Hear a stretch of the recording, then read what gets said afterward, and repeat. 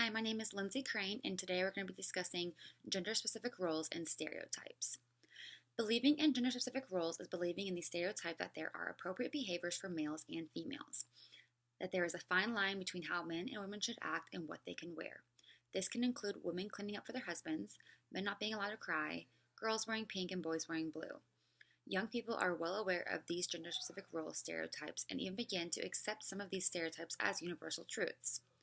Rigid gender stereotyping promotes inequality between the sexes and can set young people to accept and expect power imbalances within relationships later in life.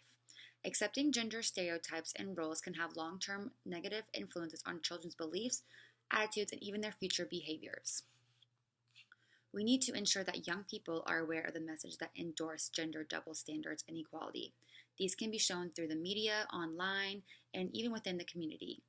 Important factors that young people need to become educated on would be knowing facts from fiction about sexuality, understanding that having stereotypical thoughts on genders can have a negative effect on their options and roles within their sports, their family, or within school.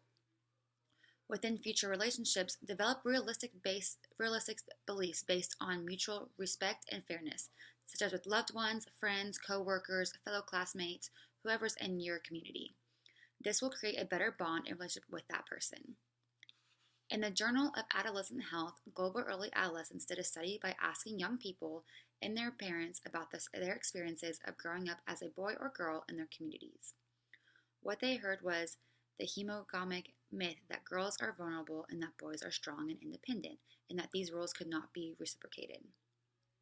Pubertal girls and their embodiment of sex and sexuality. Around the world, pubertal boys are viewed as predators and girls are viewed as potential targets and victims.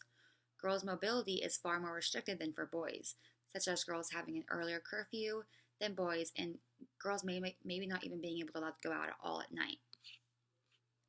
Also, boys are trouble. Girls are told to stay away from boys. Phrases such as boys just doing boy things are used for an excuse for roughhousing or being aggressive, which is an excuse. But if it was a girl, then they would be punished because that would not be accepted. Both boys and girls are aware of gender nonconforming peers. Young people as well as parents spoke of peers whose interest in appearance was more typical of the opposite sex than their own.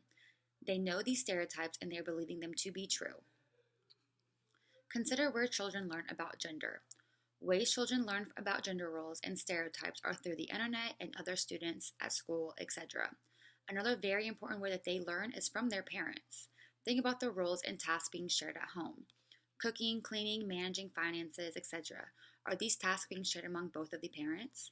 What about the color and themes of toys, decorations for your young kids? If your daughter wants to play with a G.I. Joe and your son wants to play with a Barbie, would you vocalize a negative comment? Most importantly, how parents reward or discipline behavior that adheres to accept notions of gender, such as expecting boys to be aggressive and roughhousing and letting them get away with it because so, but not allowing the same for girls.